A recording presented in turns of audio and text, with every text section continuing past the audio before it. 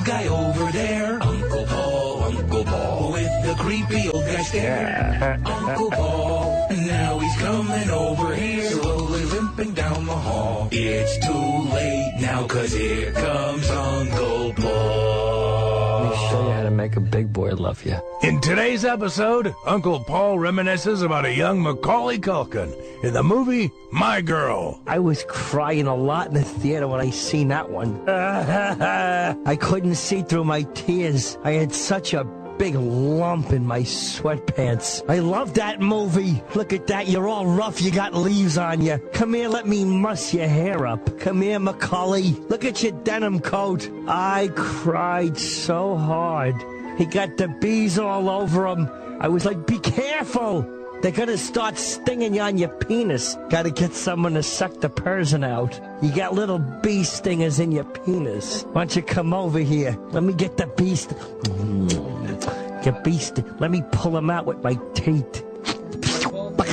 I'll rescue you. Who's that old guy over there? Uncle Paul, with the creepy old guy stare. Uncle Paul, now he's coming over here, slowly limping down the hall. It's too late now, 'cause here comes Uncle Paul. Sirius XM, the Opie and Anthony Show.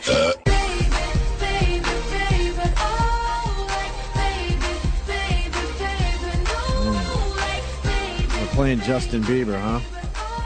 Oof. I'm wondering why we're playing Justin Bieber. Can you turn that down for a second, D-Rock? Getting topical with the sex man.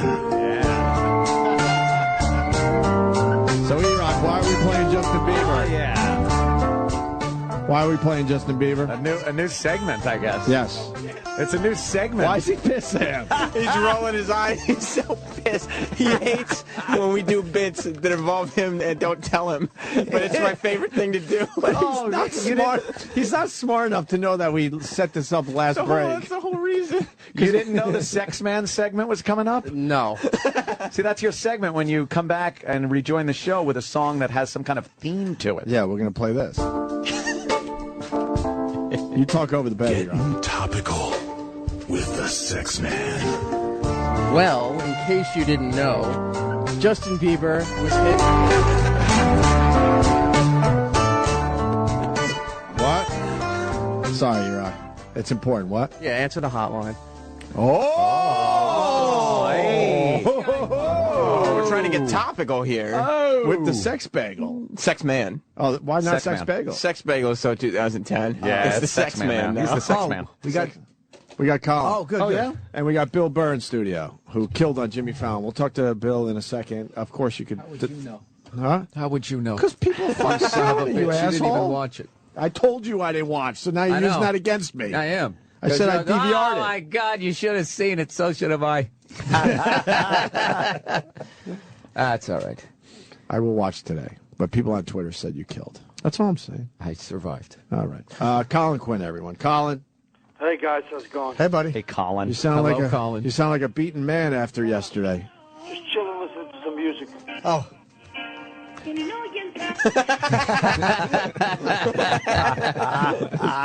What's he doing? He's listening to Bieber. He's a believer. You love the Biebs? I'm a believer. What's up, guys?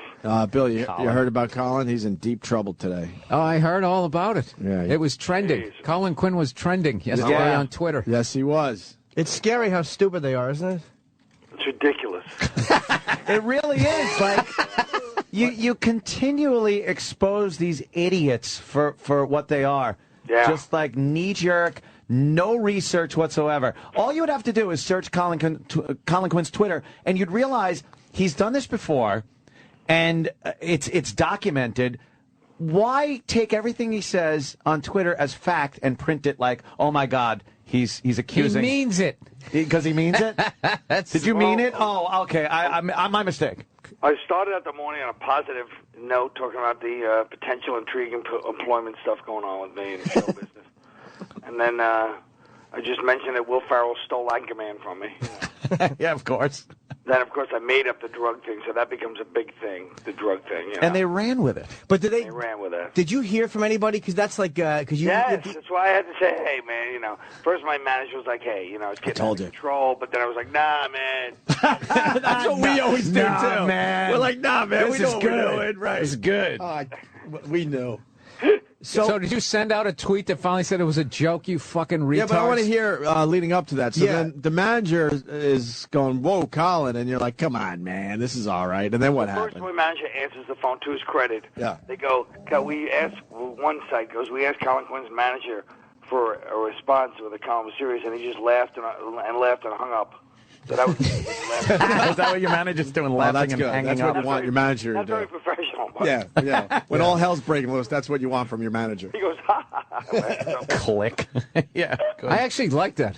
Just Me too. treat them like the idiots that they are. Yeah. Right. Exactly. Don't dignify it with a response. So you did Will call you or his manager? Because what happened where you finally had to go like, look, you morons, I was joking. Yeah, because I know Will, and I know his manager. His manager's like, hey, man, you know, I'm getting like 50 calls. Can you say something? Can you please say something? Just about I the am drug saying thing. something. It was just about the drugs. Yeah, of course. I go, what is? I said, tell Will I'm sorry. He goes, he's on a plane. He doesn't even know any of this is going on. Yeah. Like, Will, what's your drug problem? You know. Yeah. You know what you should have said, Colin? You should have said, will he be mad? That's a good one. Was that Chip? Of course. Well to be. It's hard to tell Chip from Jim these days. Yeah, really. I can't even argue with him.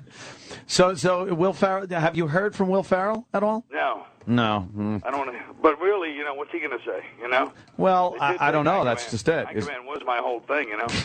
So you're still not letting that one go, are you? No, I was like, hey, I'm Ron Burgundy. I would come in the office joking around like that.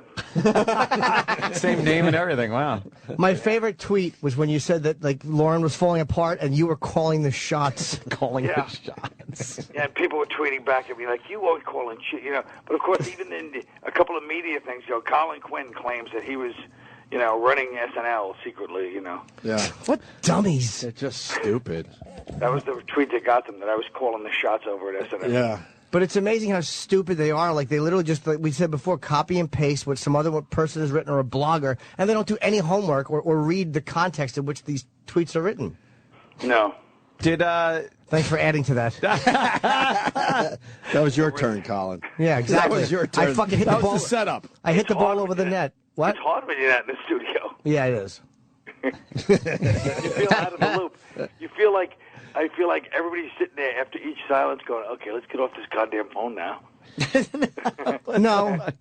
There a few people have rolled their eyes, but that's about it, really. Do you know Colin could do that again today, and people will still just think he's for real? Yeah. Like, they're idiots. They do no research whatsoever.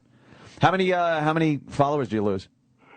Well, at first I lost 800 at the beginning, but then I get a couple more. Now I'm back. I'm almost even to where I started yesterday. It's betting, yeah. Yeah, like Twitter blackjack. Yeah, I'm about even. His Twitter stats is like a roller coaster. Yeah. You're insane. Yeah. Every time you're finally over 100,000, but every time you got close, you decide to blow it up and lose. But this is how 2,000 to Twitter should. 3,000. This is exactly how Twitter should be used. Like, anyone who takes it seriously is an asshole. Mm-hmm. I mean, Colin is mocking the whole thing. I love it. The best is when, like, some guy, like, attacks, you know, like some guy attacks for me, and they start attacking some poor idiot that doesn't get it. And, like, they just ruin them.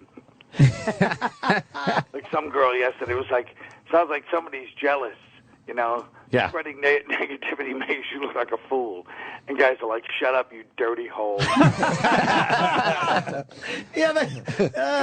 They react to a spitball with a howitzer. One guy just writes back, AIDS. That's probably one of ours. Yeah, probably. If they I'm being polite. You think so? Yeah.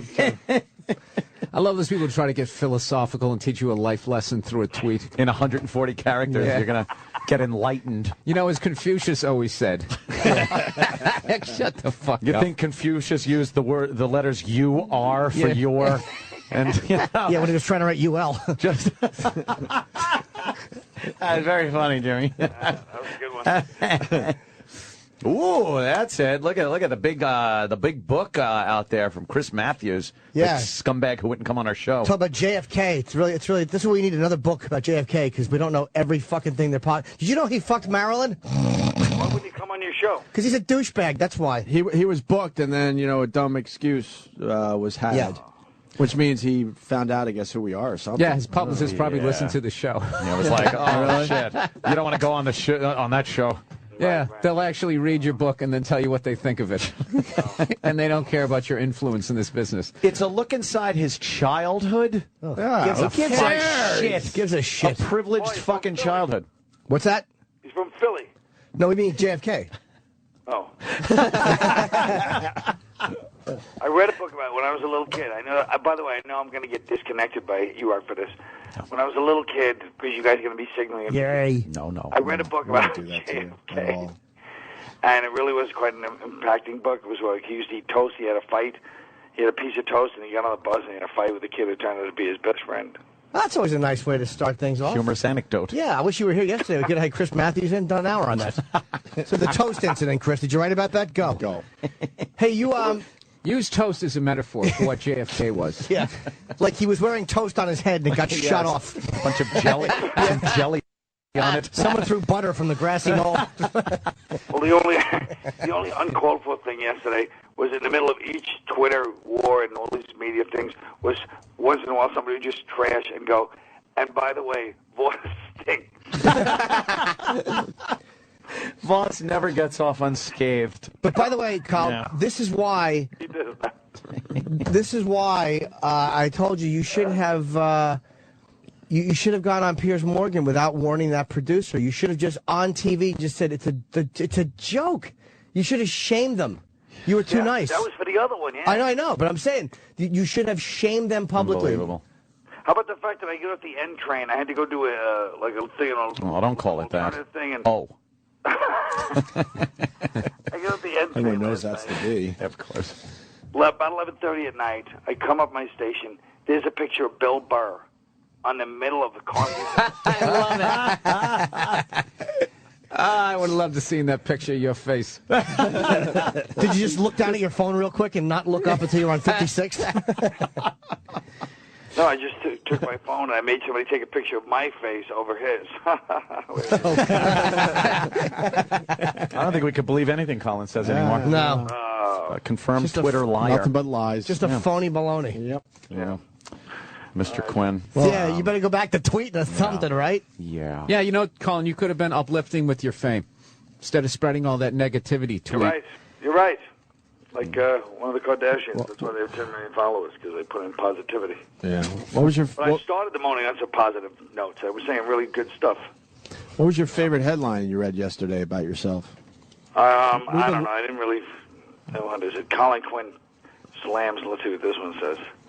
Colin Quinn tweets that Will Ferrell had a bad drug problem. Then they go over my timeline, and they even have my early day, like in the early part of the day. Yeah.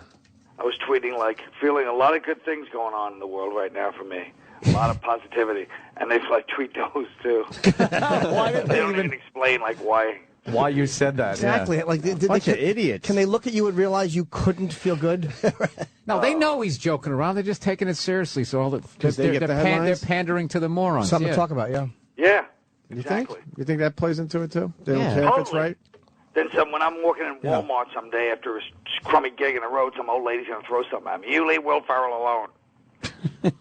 I just love that he just said crummy, like he was on Leave It to Beaver. Crummy. Gee, Beeve. That's crummy. That guy's a creep or something. Yeah, they're all sticks in the mud, Carl. Don't be such a wet end. What's a wet end? What's a wet end? It's just like a I don't know drip. if I heard that one before. You drip, Yeah, it's like a drip. Yeah, you love that expression. Drip, wet noodle. Drip Red is noodle great. I like. Yep. You know? Well, Colin, congratulations on the big fame thing yesterday. Thanks. Why didn't it?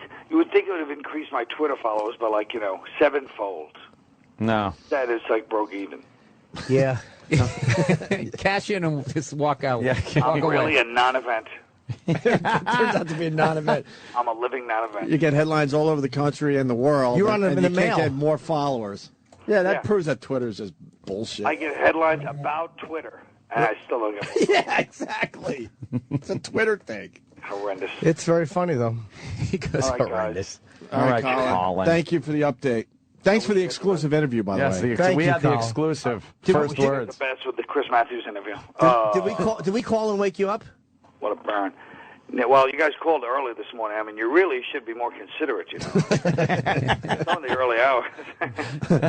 We needed Colin you on Quinn the show. trashes Jimmy Norton. Yeah. Yeah. That wouldn't even make the fucking O&A news. You think you're a non-event. Jesus. In O&A News. Yeah. Yeah. Jimmy did say your fingers are very brittle. Yes, they are. They look like they could snap very easily. We were just saying things about your physical appearance which weren't necessarily complimentary. When the hell was that? Earlier today when you didn't pick up the phone. Yeah, we got very angry. Sakes. At 6:15, you guys get angry? Yeah, we got very angry. You didn't pick up your phone at 6:15. Heaven's sakes. Jimmy still had old Irish lady's fingers? Yeah, we just would pick cancer or something. Well, there was a song. There was a song that this guy did about you, so we were just adding lines to it. Really? Was it a nice song? No, it was stupid. It wasn't That bad. wasn't a nice song. It was dumb. He sang your tweets from yesterday, I think. Oh. Well, it happens, you know. I should get some fucking royalty money from Yeah, him. someone will tweet you the link if you want to check it out for yourself. You won't want to. Yeah. No, I know, because by the time I get to it, somebody's going to mess around, and suddenly it'll be about my brittle fingers and whatever. Yeah, you don't need people futzing around with that. No, that's right, Jim. I don't. All right, buddy. All right, Pally. All right, well, I hope you guys have a great rest of the show. So and I do hope I. Bill and Jim have a strained breakfast afterwards. Jesus. All right, buddy. All right, Colin. See you, Colin, Colin. everyone. Damn, he's funny. A strained breakfast. What is it? I am Colin Quinn on Twitter? Yes. With two N's at the end? I-A-M, yes, Colin Quinn. Quinn with two N's. Quinn. Bill Burr in studio. He's brilliant. Kim Kardashian's hair looks just like the chicks in the shampoo commercial. You got to admit, for as much as we were all let down by that sham of a marriage. I mean, I don't know about you. I was living vicariously through it. Were you? But no, I could give a No, shit. who cares? Yeah. She No, but does have great hair. And I just can't believe, how she scammed all those poor people over at People magazine. Like, I don't know how they're going to get back on their feet. I don't know. A lot of people upset with her, apparently. Yeah. Who gives a flying I could care less. Right. Yeah, she's fucking Great tits, she's though. fucking gorgeous. She's Exactly. amazing. She deserves to lead everyone around by the nose. You know what? That's why she because she's out of everybody's league. Yeah. And she did exactly what those fucking out of the league chicks do to you in bars. Lead you on, you bought her a drink, and then she just walks away from you. Yeah. Look at her. Jesus. Yeah. Phenomenal. Jesus H. Christ. Christ. Yeah. Unbelievable. Hey, Bill, I got to ask you about Scandinavia. Scandinavia. You went on a tour there. Kim Kardashian would be just another pretty face. Really? No one would even notice her. Oh, did I tell you about that fucking supermodel I saw did a face plant in the crosswalk? No. In Stockholm, Sweden. It was fucking hilarious. She was like, she was drunk, so she like fell in slow motion, right? And her face is going right to the pavement.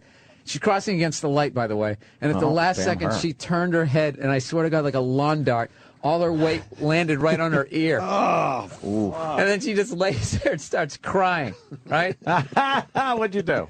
Nothing. I just stood there and I yelled in like accented English, you might want to get up, because the cars were coming.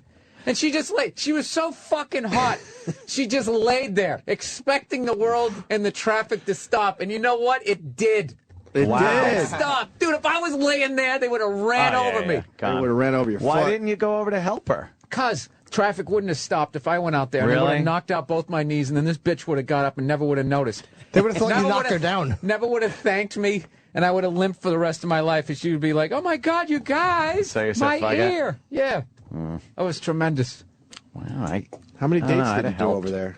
I did 5 cities in 7 days. It was a thrash. I went London, Copenhagen, Oslo, Helsinki, and Stockholm. And I was doing this bit about Hitler, which is fucking hilarious because when you're in Europe and you talk about Hitler, every country you go to either got bombed by him or is embarrassed because they chose his side. And so it got really fucking weird. And which, of course, is something I enjoyed. What kind of a Hitler thing could you bring up? You don't have to do the bit. I mean, I just was topic. saying, what kind? It always fascinated me that people would follow him because he never seemed composed to me. He seemed like such a spaz. Like, it's just like, nobody else is going. This guy's kind of out of his fucking mind. His hair's all sweaty, flopping around. Right? I just don't. It's just other than what he did, his speeches are fucking hilarious. They're laugh out loud funny because he's just so He just seems like somebody's angry dad. Like, he'd just be like, all right, Dad, yeah, go fuck yourself. I'm sleeping over my friend's house. A kid would walk away from that guy. Yet, he almost took over the world. So, I was doing the bit in Finland, and I didn't realize that Finland had sided with them. But I give Finland a pass because they were basically, on the Eastern Front, had Stalin, and on the West, they had, Southwest, they had Hitler. So it's basically... You're in a bad spot. Yeah, you're basically in between two of the biggest psychos in history simultaneously, and you got to flip a coin.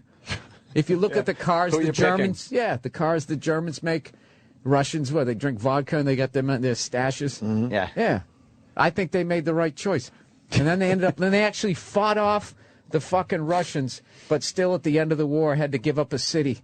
It's part of their payment because they sided with the wrong guy.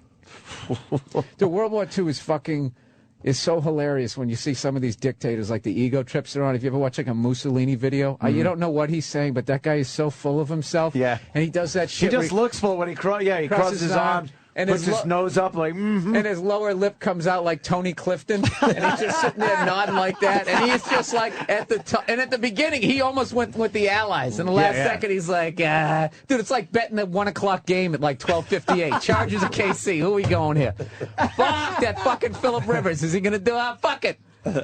Let's go with the Chargers. And then, dude, so he's on top of the world. You know, he's got pussy, he's got all these bitches and all this fucking money. Within 2 years, he's hanging upside down outside a gas station. Yeah, they're kicking him in the face. He's dead. Over. And it's just fucking over. So but that must be weird, though. It's a whole different take being over there where, countries, I guess, still have that thing where they were bombed by these people. So yeah.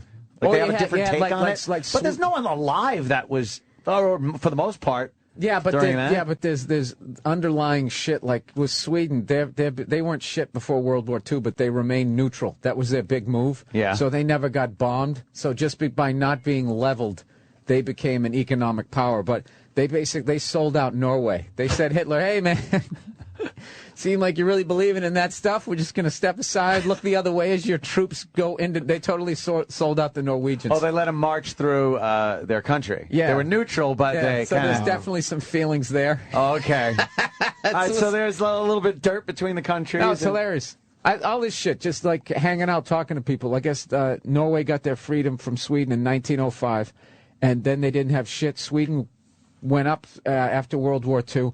So Norway was in such a bad way, they go, we'll give you a third of the country back or something if you give us 50% of Volvo. Sweden said, go fuck yourself. And then like 5 years later, like the Beverly Hillbillies, Norway finds all this oil underneath it. And now it's like the most expensive place to live. And all the 7-Eleven jobs the Swedes do. They come over the border. So now the roles reversed? Yeah, some Swedish guys go, we are basically the Mexicans. It's fucking hilarious. Wow. That's about all I learned. The people look good. Dude, they're fucking... Beautiful people over there. And 9 feet tall. The amount of 11-year-olds that were like 5'6", voices hadn't even changed yet. Let's go to Toys R Us. Like fucking, they're like looking you in the eye. It's fucking ridiculous. And they're like... But after a while, there's so many...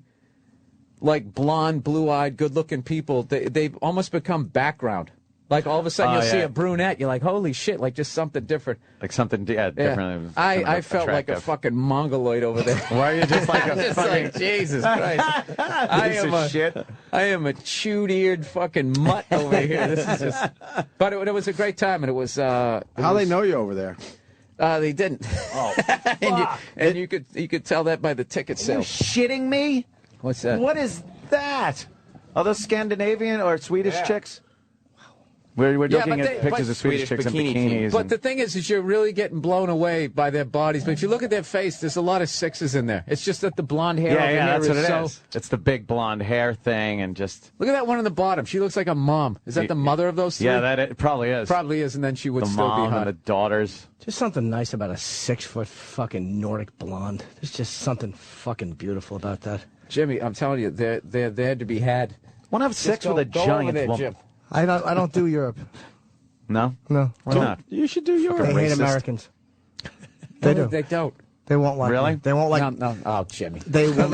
Let's build up his self-esteem. No, I don't mean from in England. Jim, They, you know what they like. as much as they don't like us in the back of their heads, they realize how much cool shit they stole from us. So they still kind of like you. But England, I've been offered to go to England, but I won't go to England. Yeah. All you got to say when they give you shit is you just go, "Do you really think I determine our foreign policy, you fucking moron?" I don't even want to do that. Just that they annoy me. Honestly, have yeah. Have you gone out? No. I have not. I've heard enough stories from people. And the guys that they like are But good this guy comedians. just got back. Yeah, I've been in enough bars where somebody from Hackensack told me what. I'm telling you, dude. Go over there. Well, comedians, I mean, that went over there. Jim, you They're gonna like go Greg over there? Proops. They're not going to like me. I'm not going to go over there and go, oh, the U.S. is stupid. Americans are stupid, because that's what they think. No, dude, I was over there trashing them. So sick of you guys acting like you're better than us. You're just as fucking dumb as we are. You're not as fat as us, but you're definitely mushy with your fish and chips torsos. They died laughing. They don't. Jim, you're going to go over there, you're going to have an accent. You're instantly going to be mysterious, Jim. For the first time in your life, you're going to be mysterious.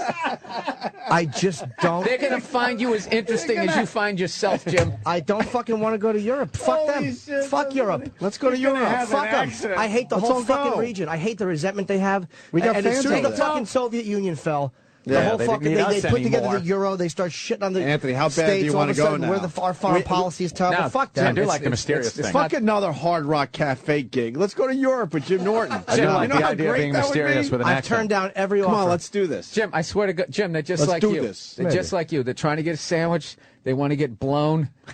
You know, most of them don't pay attention to fucking politics. People aren't over. Where's a safe place for Jimmy to go just to try it Australia, out? I'd like to try it out. Australia. Beirut would be a good one to start. London, is that safe or no? Yeah, it's fine. yeah. Like they don't. Jimmy, we got to do this. I have no desire. Just to experience it. I literally don't care. It's not to be. I'm sure they'd be okay. You know what? They It's not a hurt his desire. feelings, and Europe needs to send Jimmy an apology. Never. I just have no desire to entertain them. I don't find them interesting. I don't care about going. I'm not saying it's bad to go, but I've never really cared about Paris, Jim? You wouldn't going. For what? I know. No, I don't. I understand they have a great culture. It makes means him nothing to me. angry, though. Not only does he not want to go, it just Dude, makes you know him what I angry want to do? bringing it up. I want to get Rosetta Stone French and become just totally fluent in that accent, in that language, completely understand it, and then go to Paris and act like the biggest fucking moron American. Like, Oh, let and me see get what one they- of them croissants. And see what they and say? just listen to what they say. That would be hilarious. And then you to do. videotape it. You videotape it, and then you just write the translations of what everybody's saying. What they're saying about Yeah. you. Well, that's a great idea. It's a lot Shit. of work for a bit. It is a lot of work. You gotta Just bring learn a the friend. No, language. but I always want to learn to speak another language, and I failed it 3 years in a row. Which one? Spanish, probably? No, French. That's You hard. went French. I went French. Most Languages people go are Spanish in high school. A lot of people are smarter than me. No, That was the no. language to learn when it was El Tablo. Right. Dirty Spanish. I took 2 years of French forced by my mother because she thought it was more intellectual, and I regret not taking Spanish. Well, my point, everyone went Spanish because it was easier. How the fuck do you learn a whole language as a baby, and then you can't fucking learn a language when you grow up? It's that beyond part of me. your brain shuts off. Right. That's fucking stupid. No, it's not. You don't need it. Well, go yell at God. I know. I am. But you know what? Right now. My And that's on a list, believe me, of things to yell at God Un about. perro es gris e blanco. That's all I got out of fucking. Me and Jimmy share a maid, and her English is I broken. bet you do. She's good though. Tag team. And she just rotisserie. she just talks to my son in Spanish the entire time she's there. I'm like, that's fuck good. yeah! I hope he's soaking some of this shit in because he's not gonna be able to learn it. You're right, Ed. At 14, 15, it's No. over, John. Then you become an idiot when it comes to languages. right. How dumb is our generation? Just your reaction to that. I think you'll be, this would be great. He'll become bilingual. And his reaction is, fuck yeah. Hopefully he soaks in some of this shit. For what? I don't know. Because in the end, did we really need another language? No. We're becoming old. We don't understand it. I took 6 years. I suck at speaking Spanish. I can't even put a sentence together. No, dude, you go over there and you pick it up just because you have to. Yeah, but what? All right. You think, like, if you went to another country and lived there for 6 months, you'd be able to communicate Absolutely. pretty well? Absolutely. Yeah? Just because you have to. Like, Don't you need, like, the code? Fucking, don't you need the fucking key to the code? Isn't it hard? I think certain languages It's not absolutely that, too. dude, I'm telling you, if you lived over there and you actually tried to do it, that'd be like, dude, do you think if in 6 months, if you worked out every day, that you'd see some results? You would. I'm not saying you'd be over there going flying around, but yeah, you. All you have to do is pick up on some key words here and there. That's all. Yeah, but I don't know. You don't have to to speak it fluently to get by. I'd love to. I think Japan would be tough though. Going to Japan. Japanese? Speaking Japanese? Fuck that. I don't know. That's a whole other animal. That's where I It's disagree not one of with the Bill romance Burr. languages. This is what you do. You get some barely legal Puerto Rican girl. All right. Kill two birds with one stone. Yeah. Okay, you have a good time with her. Sure. And the only way you can get laid is if you talk her into bed in Spanish. You start with that. So now you're talking about some kind of incentive. It's The a carrot, motivation. The proverbial carrot Yes. dangling in front Anthony of me. would never have sex with a Puerto Rican girl. So No, there are a few. Yeah, I would. Yes, he you would. would. There are a few I would. He would. Like who? Not like crazy, not fucking. Point you know, one out. Oh, let me tell you, not like that. Not Rosie Perez. You got kinda. one though in Should I mind? fuck Rosie Perez? Not well. No. you're crazy. I think Anthony's heart's going to melt as he gets older. You think I'm getting? Just like I'm softening the Grinch. up. a Just little like bit? the Grinch, his heart's going to grow and a I'm few gonna more sizes. and I'm gonna smile and curl at the. Show us a edges. Puerto Rican you'd have sex He's with. going to give away all his money like Carnegie at the end of his life.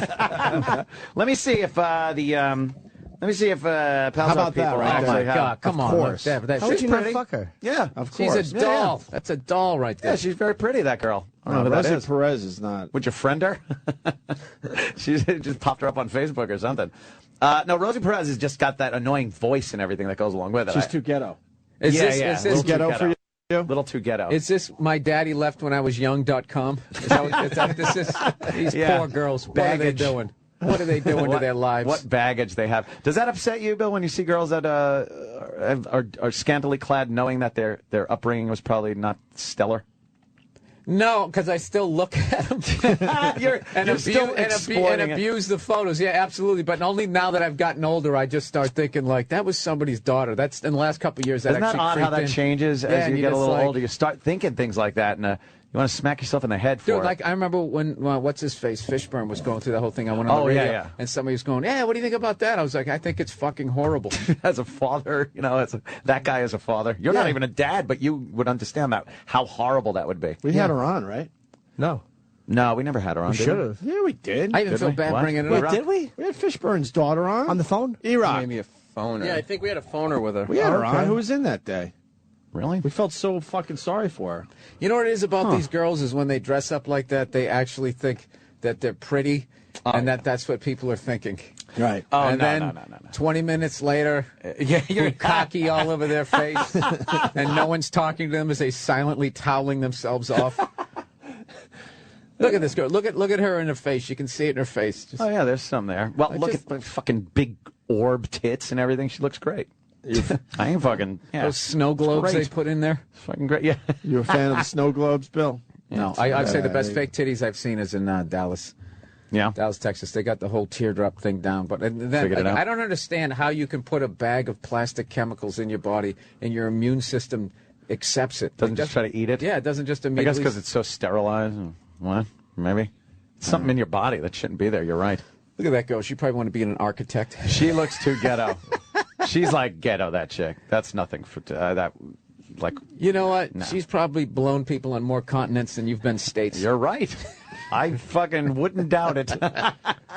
Oh, man. What about that, Ed? Yeah, that's all right. She's Spanish? She's got a big ace. I know, but look at her smiling. Like she should be ashamed. She's actually smiling. She's got to. Here it is. Hiding the tears. Am I a princess? Look how pretty I am. Yeah. Look at that picture of that guy getting paddled with a lightsaber. There's no dignity. Yeah. No dignity I whatsoever don't press there. play. I didn't know it was a video. Yeah, give a fucking shit. There's a good girl. Go up a little bit. That's a good girl. Oh, over there? Oh, I thought she had cum on her face.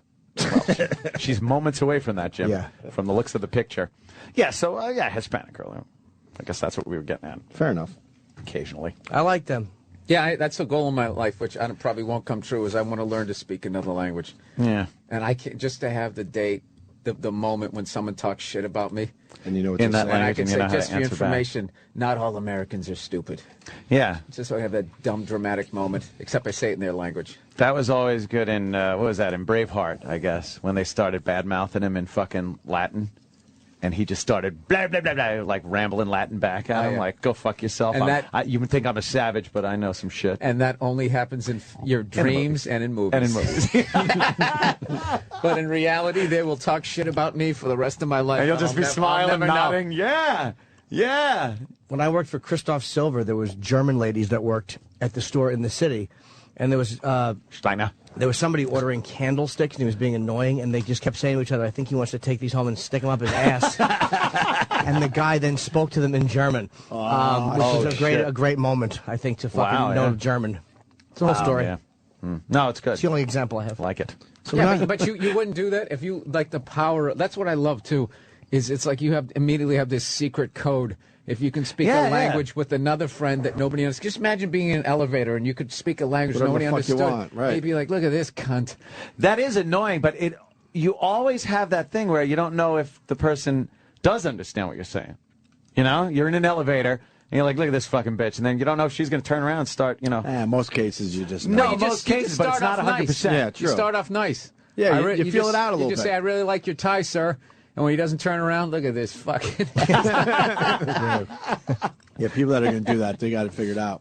Got to start slow. So we're not going to get Jimmy to Europe. No, that ain't going to Come happen. on, Jimmy. No desire. Come on, look, he's got a shaved head and a Kiss T-shirt on. You're lucky to get him out of New Jersey. No desire to go to. I don't find them sophisticated. For the show. They're not No. interesting. Let's do to it for me. the show. He sounds For the show. He sounds very defensive. No, I, I just think don't like secretly them. he wants to be liked by them. You're incorrect. Jimmy, they would accept you with open arms. Maybe do you they know, Do would. you know how many O&A fans, by the way, were over there? That's fucked up. It's fucking ridiculous. That's crazy. Dude, I had one show. Where the hell was I? It was such a... I want to say when I was in Stockholm, Sweden, like 5 people came up with WOW T-shirts on. Yeah. Holy shit. That's so I get fucked emails up. from England and, And stuff like they that. go and tell Jimmy to come over, tell all the What are O&A they doing guys over there? Yeah, fuck them. Let Living them there? come here to watch a show. Why do I have to go to them? I'm the celebrity entertainer. Ozzy doesn't come to my living room and do gigs. I show up where he is. But why are you getting angry about it? I'm Yeah, not but angry. he comes. Okay. He comes to your state. He travels Europe. He does, but he's British. He Musicians goes are to different. South America. Musicians are different. If I thought I would do well there or draw there, You know, Jimmy, I think we're all human beings. I think you're that's a through absolutely line. right. And I like the human beings. I'm more comfortable in the States. I don't even go to Canada. I think Montreal is the most overrated place to do comedy in history. It's a nice city. It's fun. It's a beautiful city. It's average. And I do okay there, but I don't do particularly great I love there. Montreal. Average. It's more than average. Average. Really? Yes. You walked around? Yeah, of course I did. Old City? I don't remember. Oh, yeah, I did actually. No, I did. I was there twice that one. Pretty much split in half. You got the old Montreal and the new Yeah, yeah. Montreal. It was actually very pretty. in the Canada's old weird. It You just go to looks the like church? looks like a No. 60s. Looks like everything looks like America did like No. back a few years Well, ago. that's Toronto. Toronto is just Mostly. weird. It's like a time machine. Yeah. Horrific traffic. Montreal, there. not so much. Really? Ugh. Horrific traffic there. Where? Montreal? No, Toronto. I've been there in years and years. Toronto, I would actually like to do again. That's one place I want to go back to. The Asians love Toronto. Really? Oh, yeah. I just want to go because Snow is from there. DJ Snow. Snow. I don't know who that is. What? The fucking Informer. Informer. You know that fucking guy? Did you used to like that song, Jimmy? A little bit. Yeah. Well, younger. I was younger. When you wore your Kango hat? No, it wasn't that old. When you were in the Lords? No, this is way after that time.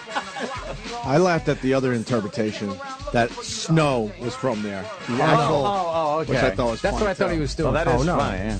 Ah, here we go. Yeah. Let's do this. Woo! Turn this up, man. I wasn't trying to segue into the song. yeah. For Jimmy, buddy. Informer, you know, say that I'm a stormy, I go blam. I lick your bum bum down. Trick them on the Man, I lick your bum bum. This takes you right back, doesn't it? Yeah, man. This takes me back to when I was one of the 99%. Those days How sucked did he get ass. away from this? A white guy from Toronto rapping with some, is this Jamaican accent? Yeah. How do you do that? E-Rock, is this part of a theme? No? This isn't part of Sex Man? Getting topical, right? Snow, is Snow 49 years old today or something? Oh, we can do this all day. Boom, boom, down. It's just a dumb reference. Catch Yeah, it. it really is. You don't remember this song? Oh, you do. Sometimes know people this one. like that little blast of nostalgia you get with a little audio. Oh, do you know, Sometimes. I told people over there, I said, yeah, I'll start coming over, every year and a half I'll come over here. And the resounding response was, why? Oh, really? Yeah, they act like they live in Iowa. It's like, this is fucking beautiful over here. And they go, oh, all right. Like Why would you come back here? Really? Yeah. Now, I know you like to move around in between gigs and check out the city and stuff. You see any cool stuff? Well, it was such a thrash because it was like 5 Oh, it was different quick? cities in 7 days. So I was going in to their morning shows. And How's it was that? It's a fucking trip, man. It's You gotta be weird. Is I it- just find it here to touch a Bill Burr. It's hard to go to keep. And it's like, oh my god, yeah. And then people open for you, and they're speaking, Norwegian or something, and everybody's laughing, and then you just And you have walk no out, clue. and you're just like, hey, how's it going? They just switch over. Holy Hey! shit, that's fucking Really? weird. A whole audience of people that can speak 2 languages. It's crazy. Yeah, it blows our mind. But then I only had one guy who was a dick. I was in when I was in Copenhagen. Copenhagen. I was going. I can't. I always forget. I go. Does it go Norway, Sweden, Finland, or Finland, Sweden, Norway? And then he turns around. Oh, it's the Americans. He goes, so stupid was the geography. Literally said it, and then it was funny because he didn't commit to it. He's like, and then he said it and tried to laugh with me. It's like, no, you were being a douche. And I go, I fucking trashed that guy. I go, really? I go, where the fuck Where's is fucking? I Where's go, South Dakota, I go, bitch? where's Missouri in Yeah, relation yeah. to Tennessee? He goes, I don't know. Really? Yeah. I'm Yeah. so fucking stupid. Did you go to medical school to be a cab driver? Go fuck yourself. Holy shit! Yeah, go fuck yourself. Did the audience enjoy that? No, this was in a cab. Oh, I'm sorry. This was in a cab. Oh, we I thought it was an audience we member. trashed that guy. Dude, I was pissed because he was such... It wasn't that he said it, it's that he tried to laugh it off. Right. You Americans are so stupid with the job. And he goes, I'm just kidding after I so said it. stupid. As I yelled at him, he sat there and just stared at the windshield with that same stupid, cheesy smile on his face, like Good. completely uncomfortable. Good for you. That was him naked. To me, that's the whole continent, is that fucking guy. Yeah. No, it isn't. Because then I That's went why down- we gotta go, no, Jimmy. Yep. No, because I went there, and this is the worst story I could have told with Jim Norton here. That guy was just honest. He was the only honest one over Oh, there. Jesus, Jimmy. That guy was the Jesus. only honest one. Jesus. That's how they all look at us. He sounds like a scared old lady. But I'm not. They're not going over there. They don't like I don't us. think it's brave. I don't know what's going to happen. It's not scared. It's not an act of What if bravery. the plane falls in the ocean?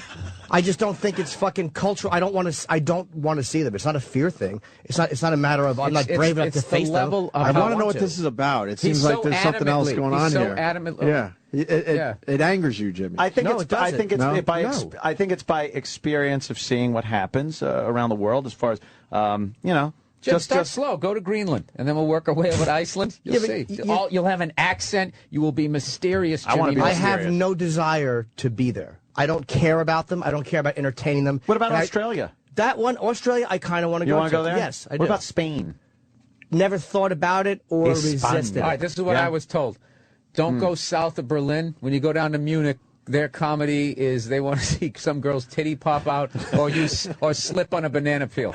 They are in the Stone Ages when it comes to comedy. Really? No, because I had some people flew in. Because, dude, it's like a Southwest flight. Everything over there is a Southwest flight. Oh, and right, you're, yeah, you're in yeah. a completely different culture, language, and all that. Because obviously back in the day, everyone was riding around on a fucking yak, and they just developed their cultures, right? So, I had people flew in from Romania, which was hilarious because I had a joke that when I made a reference to Transylvania, and I learned that that's where Transylvania is. I didn't even know it existed. Romania? I thought it was a fake place. I thought it was like one of those Boris Karloff made-up cities. And they go, we came from Romania. They go, where Transylvania is. And I was such a moron American.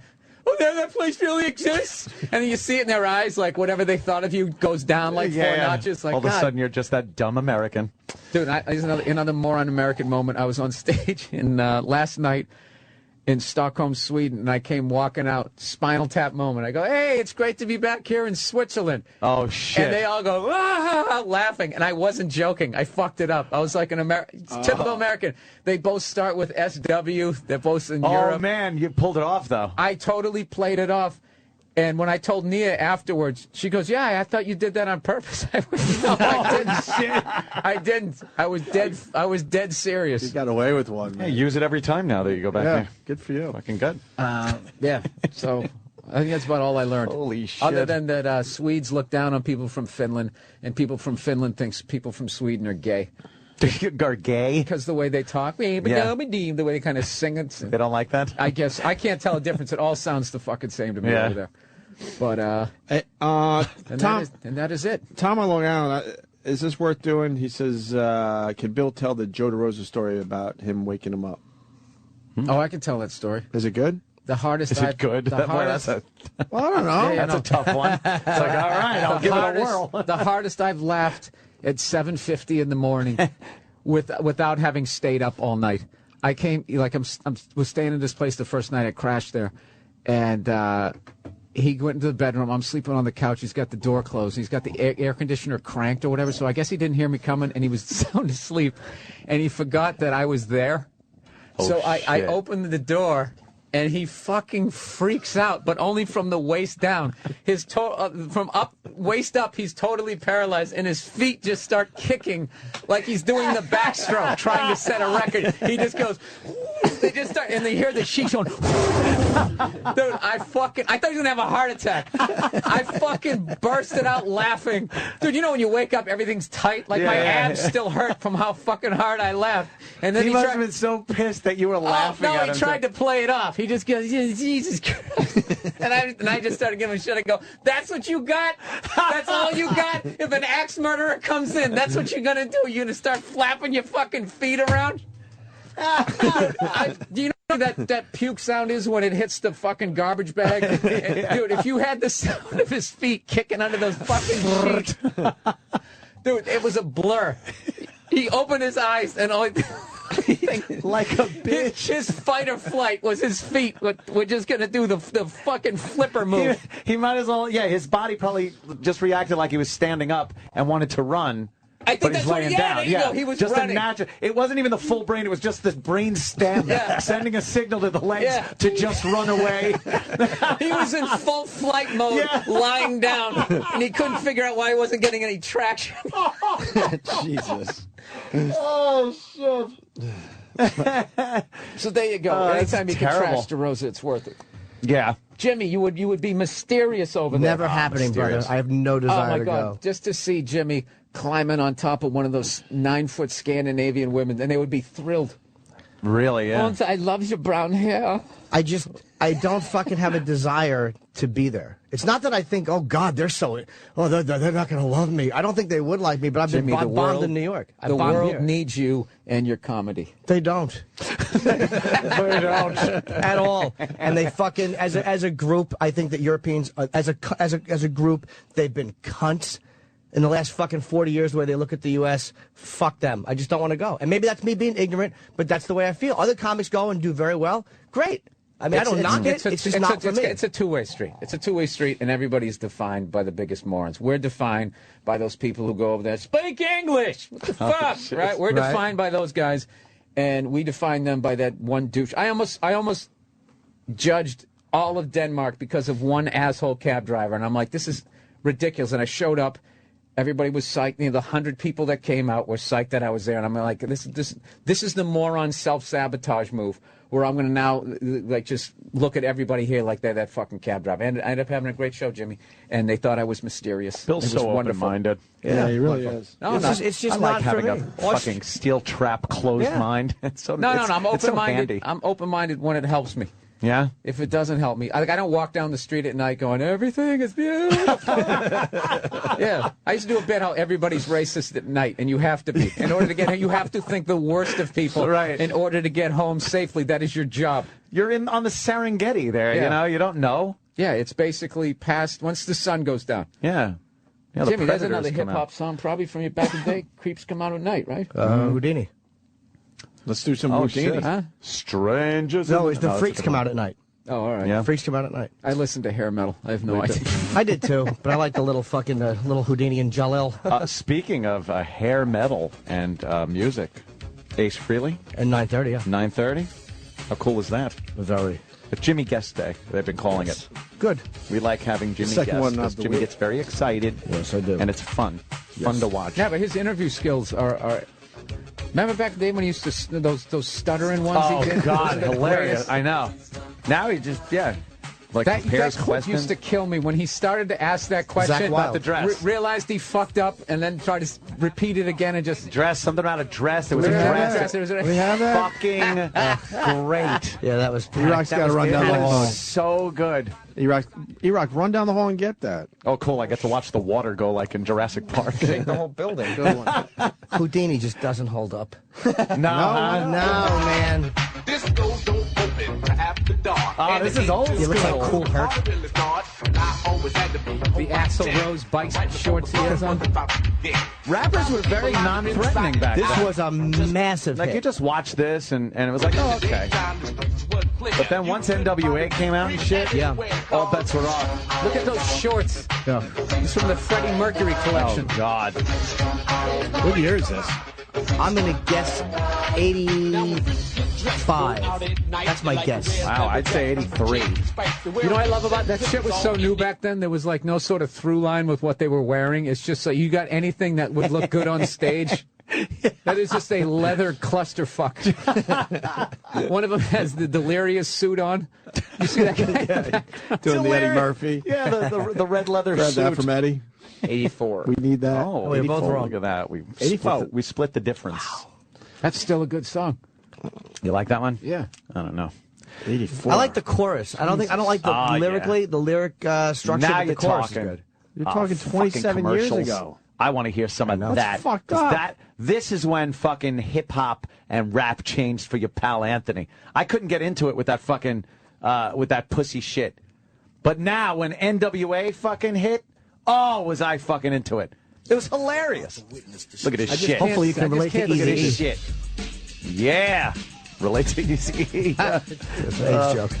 Anthony. Of course. Yeah. Yeah, motherfucker. Now, what year is this? This is late 80s, right? Yeah, Yeah, 88, 89, 90. You know what'd be funny with this is during Ice Cube's verse here is you intercut it with him being mad at that Coors Light bottle. Yeah. Dude, this fucking business gets everybody after a And while. his fucking movies where he's driving his daughter to fucking school or Yeah, some but that makes shit. sense. He's an angry young man here. It's Yeah, just like yeah. a stand-up comedian. I'll Yeah. be wearing a sweater soon. Talking about cutting the grass. That's why someone like Easy, he's now a legend, you know? He would have been like Easy, he would have been like, yeah, use Old Spice, motherfucker. He would have been in that family movie. Yeah. Yeah. This was the shit that was just fucking funny to me. Everyone got so serious about like, oh, you know, disrespect and singing about the police and the. It's like, it's fucking hilarious. Shit's great. It's kind of tame. Straight out of Compton. Sort of a little tame. Sort of a cheesy track. Dope man. That shit and fucking, what was that other band with that guy with one eye? There's another fucking Slick Rick? combo. Oh, Slick Rick and Dougie Fresh. No. I think they were out of fucking Texas or some shit. That was Easy Warrant. did some I think shit with that them. was Warrant. No. NWA, Easy, Ghetto Boys. Thank it you. loud- was it Thank you, Loudness? Hee Haw. Ghetto Boys. Is it Loudness? No, it wasn't Loudness. Ghetto Boys. Ghetto Boys. Ghetto Boys. Bap, bap, Ghetto Boys. We got Jimmy's This interview. Shit ruled. Was that Crocus? No, it wasn't No, Crocus. That's what you were listening to, though, right? Well, that's Crocus. why we ran and got Jimmy's interview about the dress. We haven't played this in a while. Want to just play it into break? Bill, what are you promoting there, sir? I got nothing. Bill Burr on Okay. Twitter. I just came in because I like you guys. Good. Are you gonna- I'm trying to. Gonna be in No, I'm Botswana? starting the Get Jimmy to Europe Foundation. Never gonna happen. Never. You know why? Because they don't. First of all, they don't fly you and put you like in England. A lot of times, it's supposed to be a great club, the Comedy Store, but it's like you got to get yourself over there, and I'm not big enough where like I saw Chris Rock at the Cellar one night. He's like, dude, you got to go over there, do all the press they get. But it's like he forgets, like, dude, you're Chris Rock. Like, you're going to do the O2 Arena 2 nights in a row. So for you, it's a tremendous place where they already know you. But for me, it's not.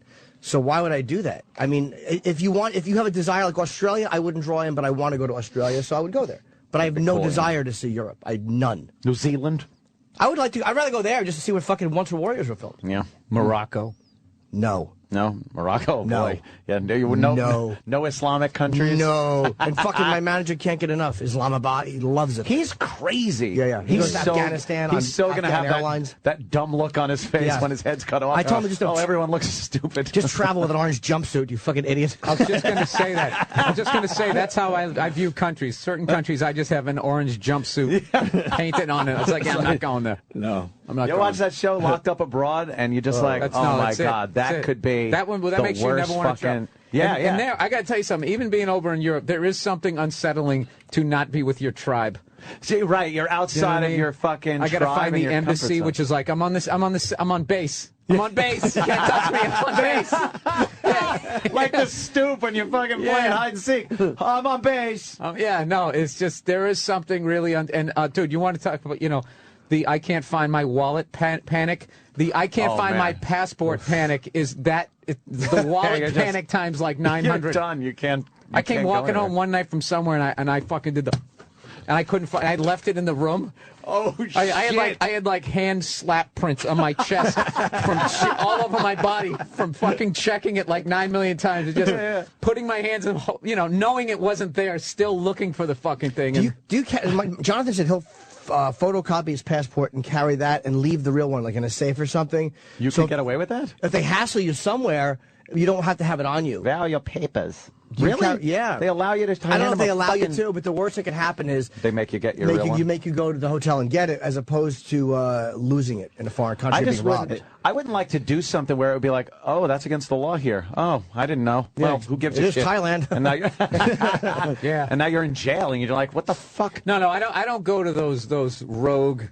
Weird law countries. You have like one joint and you get like caned in the death penalty 9 years later. Like, I don't go to those places. You want to take the chance? Yeah, to know where those places are. Where there's rusted out American tanks sticking out of like the river from years ago. Yeah, I'm not going there. Colin Quinn on the line. Colin's back. Sorry, guys. I just had to read you this text I just found this morning from 6:41 a.m. Okay. Jim Norton. Do you want to call in or come in this morning? Early, though. We have Ace Frehley at 9:30. I had this fucking night. Fuck you!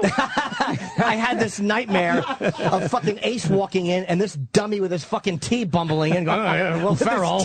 I'm trying to talk to an icon, and you're fucking sitting over there dipping your fucking donut in tea. Colin's an icon to some people. No, he's not. Oh, okay. Colin's gone. Colin's an eyesore. Well, we should get ready for the Ace Frehley interview. Yes. Going to go to break with the famous dress incident from Jim Norton. I just fell apart. I got to hear this. I love this. This is old school. Jimmy's a really good interviewer now. I'm an average interviewer. I think I'm a boring interviewer. No, you've come a long way, man. You do a very good job.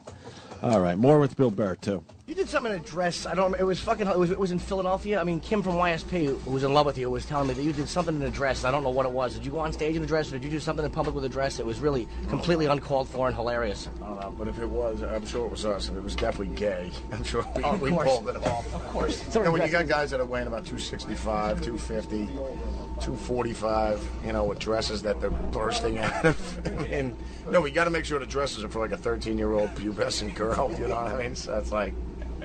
She hasn't even hit puberty yet, so She said you went to a mall. You were in a mall or something like that with a dress, and you had like your chain wallet. She said it was like the most ridiculous thing she'd ever seen. That's where it was at. Yeah, it was out in she was in Boston, or we were hanging out in Philly or something like that. But yeah, it was definitely beyond gay. It was a bunch of grown men, and we made sure we went to like a Victoria's Secret and just got the most insane. No, where you just I can get you in the smallest stuff that like a 13-year-old will wear. Oh, of course. And you're just bursting out of these dresses and everything like that. Dude, it was awesome. You just gave him an idea. Sirius XM, the Opie and Anthony Show.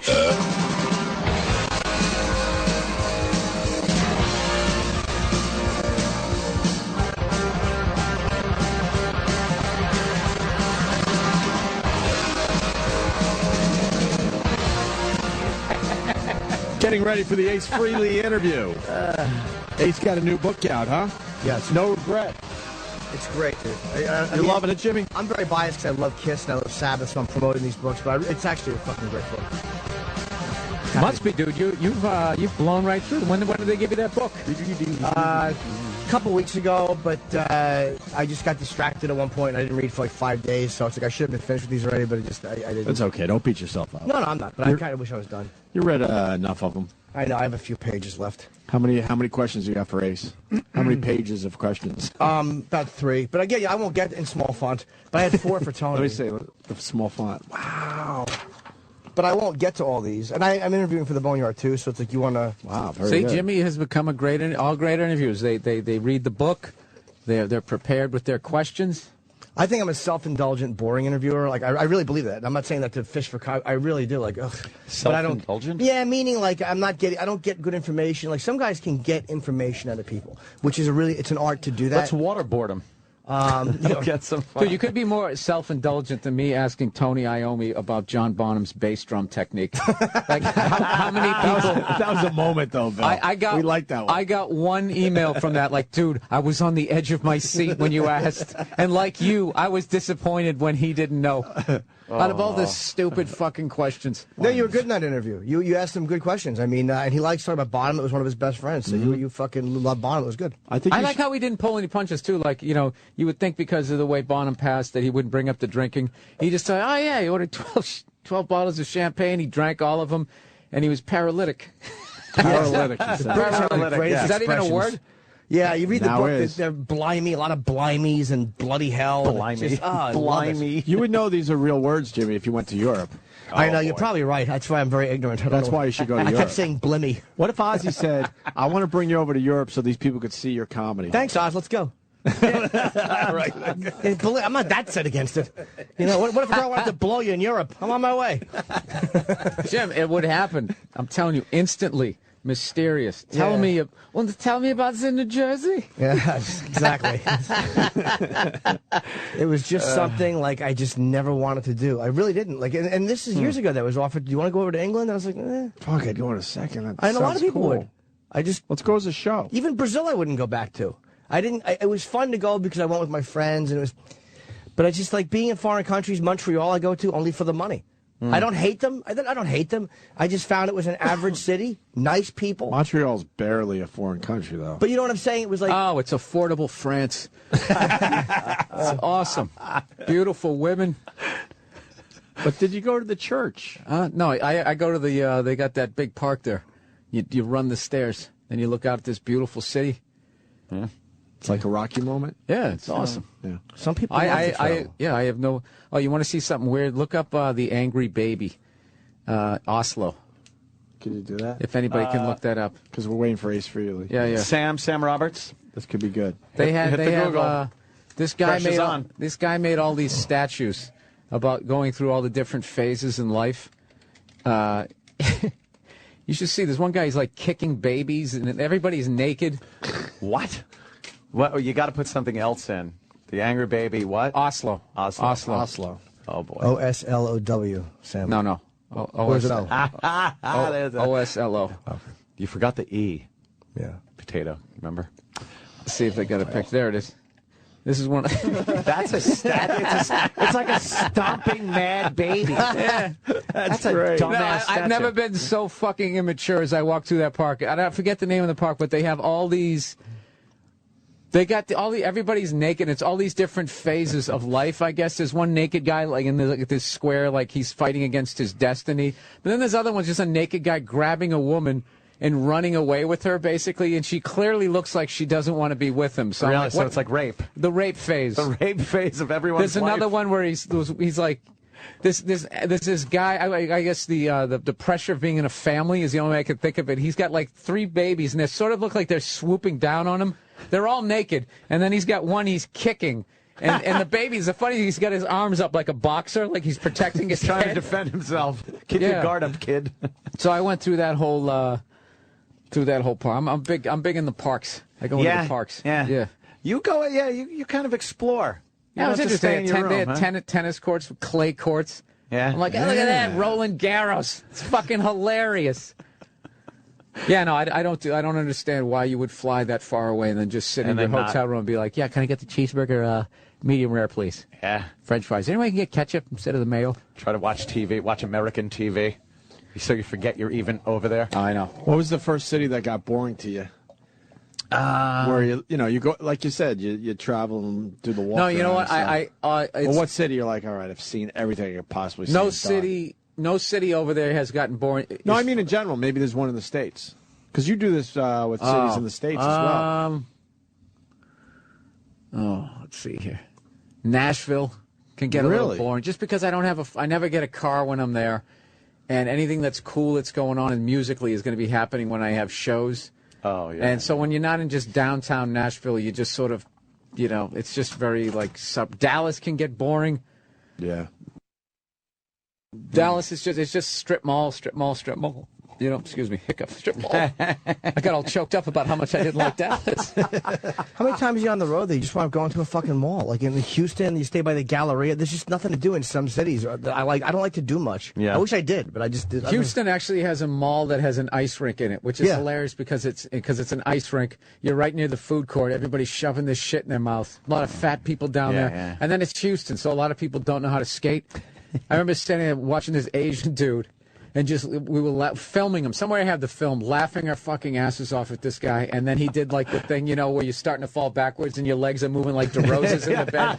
Dude, and he fell and he cracked his head on the ice and wasn't moving. Holy shit. It wasn't funny. And immediately stopped being funny. It was just like, all right, dude, come on, man. That was tragic, Get up, man. Get up.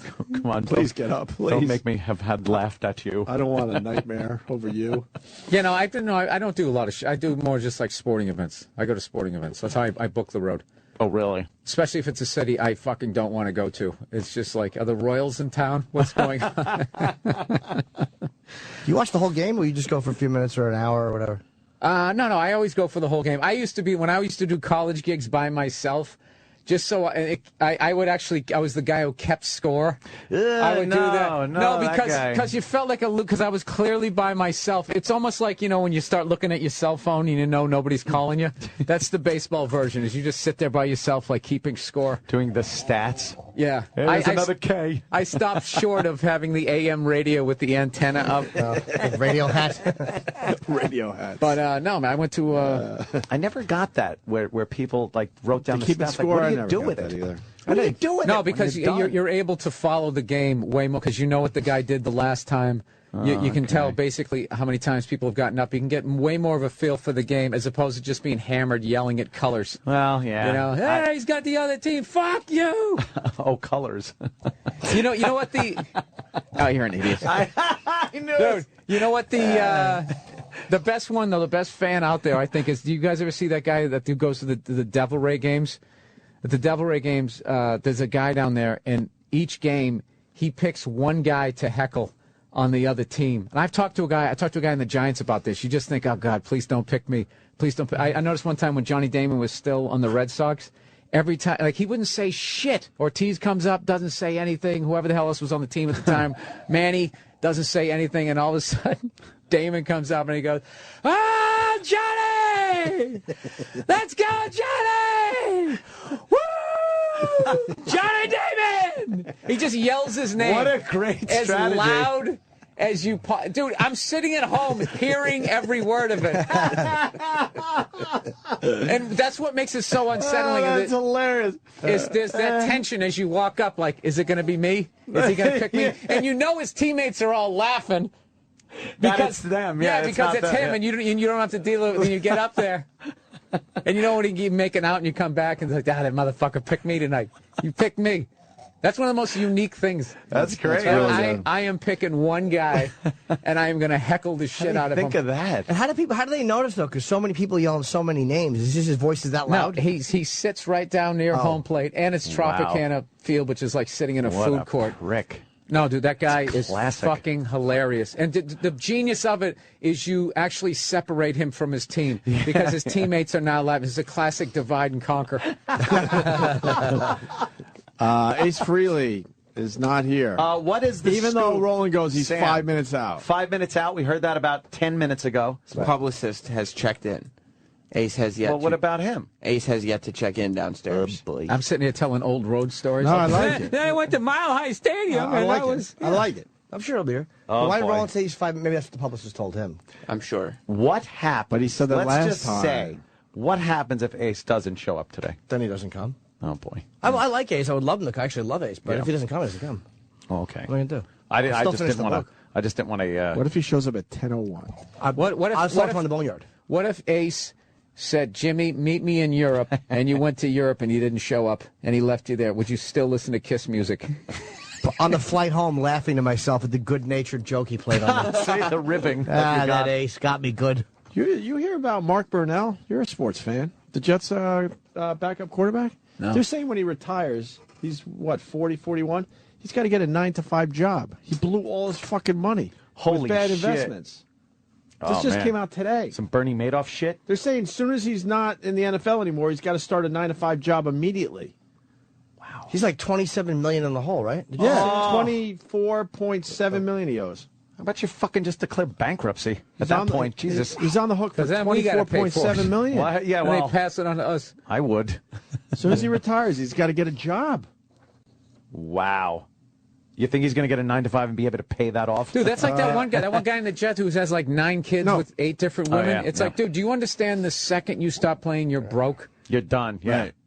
Right. All your money's gone. Yeah, I would sit down with all those women and be like, okay, here's the deal. We can live like rock stars for 8 years and then go right back to eating at the ground round Right. and Chuck E. Cheese, or we can live decently forever. What is your choice? He had 8 kids with like 8 different women. 7 Do you different thi- women do or you, something. Do you think he honestly is going to be rational Do you think enough that would be a rational roundtable discussion? I know, right? No, I'm trying to figure out if I was managing him. I'd bring Yeah. all those What? in the raw women. What happened? What wrong? He's 5 minutes away? Where is he right now? I want to know. 5 minutes means 10 minutes. You know that. At least 10, maybe 15. Oh, Jesus Christ. As soon as he comes on. Oh, Christ. All right, What listen. happened? What happened? He's a rock star, man. He's on his time.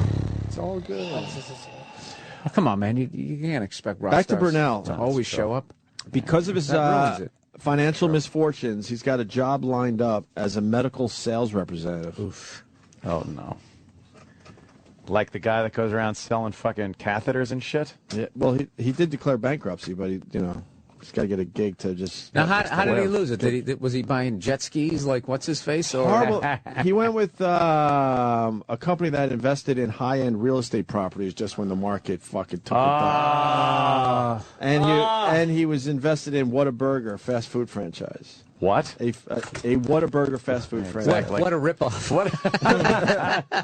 What a mistake! Holy shit! Here's Ace Frehley. Oh, there we go. Hey, see, Jimmy? Yeah. I'm Here's looking at Ace. Scarlett Johansson's fucking ass. Oh, my God. Where is that picture? Yeah, I saw it really quick the other day. Can I see that too? Can I see it? I want to see it. Fuck. I'm in third. Ace. What's up, Ace? What's going on? Are we Ace. Yeah, we're on. Really? Yeah. Of course. Huh? That's the angry That's baby Angry in Baby. Oslo. You ever been to Oslo? Yeah. Absolutely. He's probably sold it out 9 million times. Doing Yeah. Anomaly? Yeah. Anomaly? All right. Now promoting the books. Been a couple years, right? Yeah. Things haven't changed much. No. Believe me. Same shit. Yeah. For Jimmy's birthday, we had you in. Oh, that's right. To surprise Jimmy. Yeah, you brought me a cake with, it was a girl's ass with a log of shit coming out of it. You know, I remember that. Yeah. It was slightly obscene. Yeah, it was Are great. we there right now? We are, Yeah, that's how that's how we roll. We got to get that montage together of people that absolutely just have to. every guest that has said We that don't to know if us. that's good or bad when Hey, guests ask that. Is this live right now? Yeah. Are we on the air? Do you guys consider this entertaining? It's basically what they're saying. Real professional. Me? Yeah. Do you have, what kind of information do you have there? Oh, well, right now on Amazon, the book, it's #1 in biographies for composers and musicians. It's already #1 in entertainment music, and it's #4 in books, biographies, and entertainers. And it's in the top 100, and it just came out yesterday. Tuesday, There you go. It's Go great. figure. I'm almost finished with it. I'm probably got like 20 pages left. It's fucking, you did a great job, man. Thanks. It's, this is something I wanted to ask you. The opening line of the book, you write, when I was a kid, I used to carry this awful image around in my head, a picture of 3 men tangled awkwardly in high-tension wire, 50 feet in the air, their lifeless bodies crisping in the midday sun. Why? Well, you know, my dad helped build the installation, the electrical installation for West Point. And oh, you didn't read the book then? No, I don't. No, I got to the opening line and I just got bored and I closed it. No, that wasn't. I just, you know, I don't want to just say it because then if I just say it. Yeah, my dad was working with other guys installing the new electrical installation at West Point. He drew a short straw to go get the sandwiches. He came back and his buddies, you know, got electrocuted because somebody inadvertently had flipped the switch. So basically, if he had not drawn the short crispy straw, critters, you know. Yeah. It's terrible. So if he hadn't done that, literally he might have been up there and you would have been no you. If he wouldn't have drawn the short straw, I would have been a bright idea, I guess. Only. Wow. Are you doing book signings or no? Yeah, I'm doing one at Barnes & Noble here in town tomorrow. What did you? After the Today He's just Show. like, After the Today Show, whatever. I'm on the book signing at noon. What is your relationship now with like Gene and Paul? Because I think you were pretty fair in the book. Like you slam a little bit, but not. It doesn't seem bitter. It seems like it's a pretty honest assessment of what happened. Well, you know, there's good and bad in every relationship, just like a marriage. So, you know, I mean, I had lunch with Gene about 4 or 5 weeks ago. Did you pay? Hotel.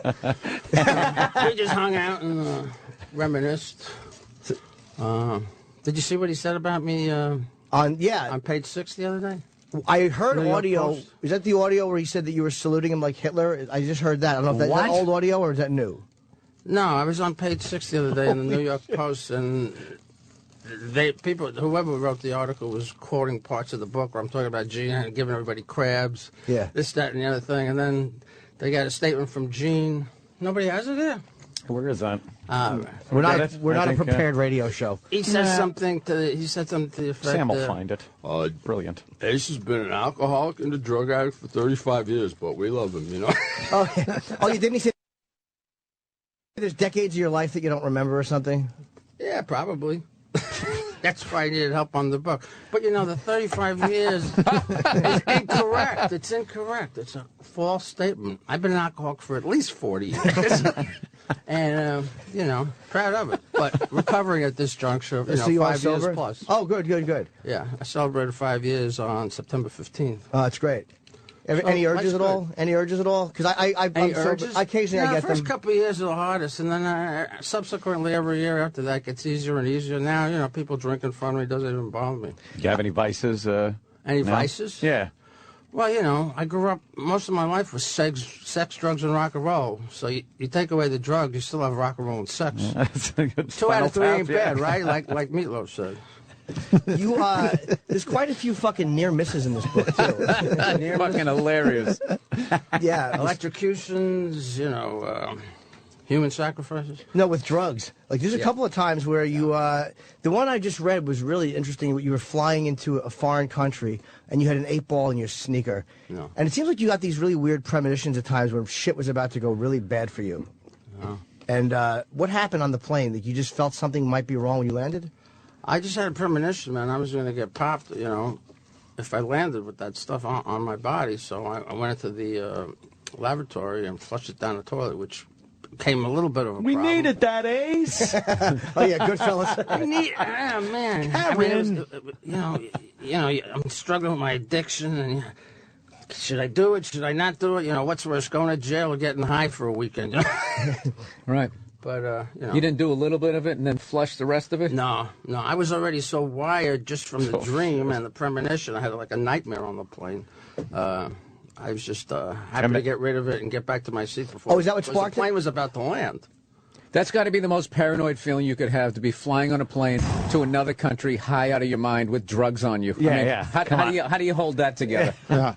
More importantly, did they check you when you got off the plane? Well, when I got off the plane, one of those drug-sniffing dogs actually... So the I caught his premonition was attention, true. And they examined my shoes and everything. And then I started panicking. Man, was there a second one in there somewhere hidden that I had forgotten about? But Wow. Sure muled it up your ass. yeah, I never went that far. That's how I smuggle fruits and stuff into. Exactly. Yeah, at some point you got to be like, all right, you got me. Yeah. You can't bring fruits and vegetables across Yeah, I know. international waters. I was thinking something else. But I can. I thought it was double entendre stuff. Did it, when you talk a lot about the drug use too, and when you were in KISS, like how people would have thought that Gene and Paul were drinkers back in those days. You would have had no idea that there was such a difference between you and Peter and Gene and Paul.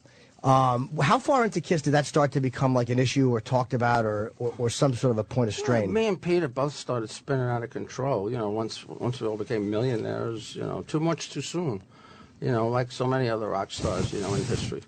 But, I'm just lucky that, every day above ground, I'm happy for, because by all rights, I shouldn't even be here. What's the craziest thing you went out and bought when you were at the height? You had all that money. The craziest thing that you look back now and go, "What the fuck? Really? Why did I do that?" I was buying. You know what I used to do? When I was a kid growing up in the Bronx. I never, my parents were like middle class, but we couldn't afford, expensive toys and gadgets.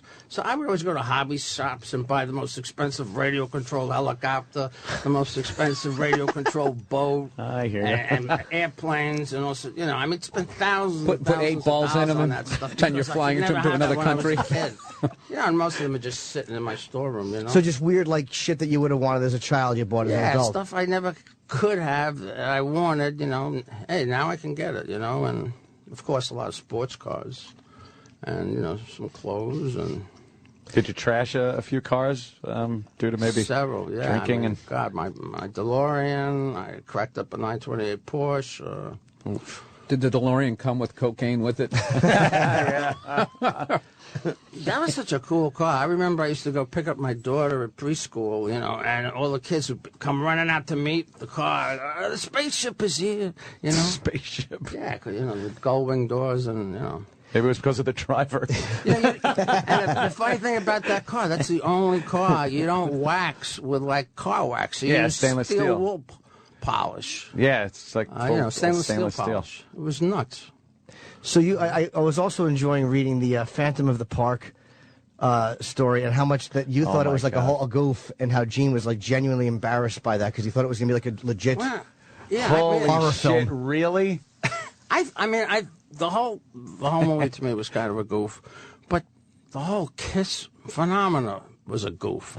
I never took it that seriously.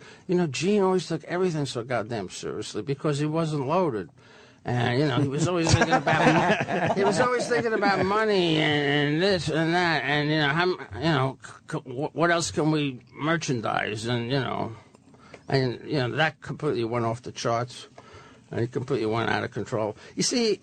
Once Kiss got really big, Gene started, in conjunction with our management, started, over-merchandising the band to the point where, little kids were showing up at the show, and I talk about it in the book. Yeah.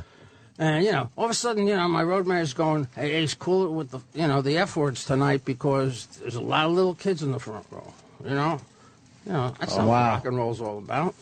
Yeah, and you felt, I know you talked a lot about how you felt the merchandising went way too far. What was the first thing you saw that you were like, because like T-shirts, there was some publicity stunts where the mayor would wear makeup, like that stuff was made sense. But what was the first thing you saw that you were like, oh, what the fuck? Well, the dolls were kind of cool. Yeah. But action figures. The commercials showed them little kids with them. And, the lunch boxes, but who walks around with a lunch box except a little kid? I did. They were... I've seen a lot of grown men running around with kids' lunch boxes. but it just got completely out of control. And it annoyed you? Anything that's been produced, merchandise-wise, there's usually a Kiss stamp on it. It's crazy. Do you think that... you stress in the book a lot about how you felt that the music really took a back seat always to the money and to the merchandising and to the show. And how long into it did that start to bother you? Like, I think the music is suffering. Well, I can't tell you how many times the following day after a concert, I'd look up a review in the local paper and would talk about the show more than the music. The music did take a second, Just it was second stage? In a lot of people's minds because the show was so elaborate, but for me, I love the show and I love coming up with, I'm the wizard when it comes to guitar effects, the smoking guitar, the rocket guitar, the light guitar, you name it, I've done it.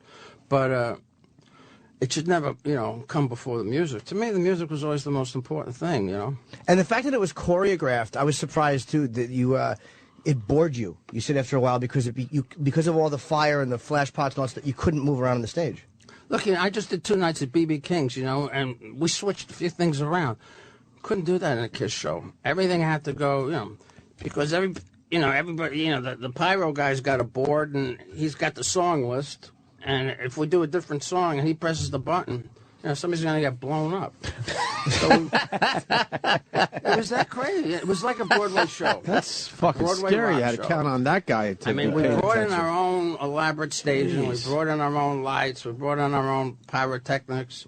And, you know, we had seven tractor trailers at one point. Wow. Wait, that happened to Hetfield at one time when he, Oh, yeah. he was Yeah, playing burnt his guitar hand. and that whole thing came up, burned up his hand. Yeah, I got electrocuted on stage in 1976 in Lakeland, Florida. I was just talking to the interviewer I was with last night over at VH1, and he said there is some type of video footage of me getting electrocuted, but they're still trying to get a hold of it. How did you get what's the electrocuted? story? Yeah. Well, it was before wireless transmitters. So I don't know if you remember the set we used to have where it was like 5 marshals, you know, 25 feet high, and we'd come down a staircase. Well, you know, here I am in platform shoes, so I always have to hold on to the railing. I grabbed the railing, and I wasn't grounded properly, and I got zapped with 220 volts. Holy shit. Now, the only thing that saved my life was I got thrown back onto the platform. If I would have gone forward, you know, I would have probably smashed, you know, cracked my head open. How long before people didn't realize that wasn't part of the show?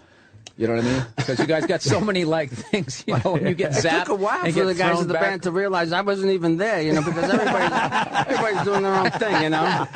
You know, Gene's preoccupied with sticking his tongue out at the girl in the front row, you know, and Paul's dancing around, you know, and flipping it, you know. And finally they go, you know, they look around and go, "Where's Ace?" You know, and so they had to stop the show, and then I had burns on my fingers. You know, I was actually knocked out for several seconds. I was going to say, yeah, were you? How soon did you come to? I think I was. I took about a 5-minute break, and then, you know, my manager Bill Colin was there. And he says, "Ace, you got to get back out there." And all of a sudden, the fans and the whole venue started chanting, "We want Ace, we want Ace." So my adrenaline started pumping, brought me back to life. And So I you just shook off being electrocuted? That's unbelievable. I mean, I fell the other night at BB King's. You know, because there was no luminous tape on the edge of the stage. I'm doing my spoken talk, so shit. you know, I'm going like this. And I'm walking to the You right. fell off my the right side. foot goes into the hole where the monitor board is, and I thought I broke my leg. Then I looked at my guitar after the show. I had snapped off the Tune-O-Matic bridge, and what had happened, the guitar took the brunt of the fall. Jesus. If the guitar wouldn't have done it, I would have broke my leg, and I feared, I don't know what. Did you keep playing or did you stop the solo?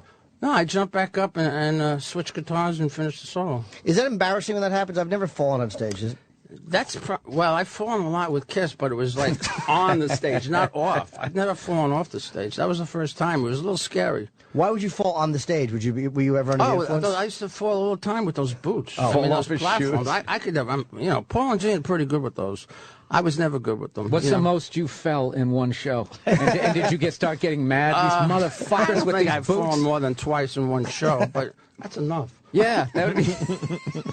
Did it cause resentment with the other members who came up with the idea for the know, boots? they got used to it. In fact, if I would fall, they would try to make it look like it was part of the show, and they'd like come over to me and play to me until I, you know, managed to get back awesome. up. Oh, man. Yeah, got to Yeah, keep the rock and roll going. In those days, we all covered each other, you know. It's not like every man for himself, you know, towards the end. What's the craziest thing you ever saw looking out into the crowd? All your Maniac fans that even you for half a second had to step back like, am I really looking at that shit? It was a lot of crazy shit, you know. I mean, I remember the last reunion tour, you know, some Oriental broad was following us around, you know. She'd pull off her panties and write on them, "Fuck me, Ace," you know, and hold them up.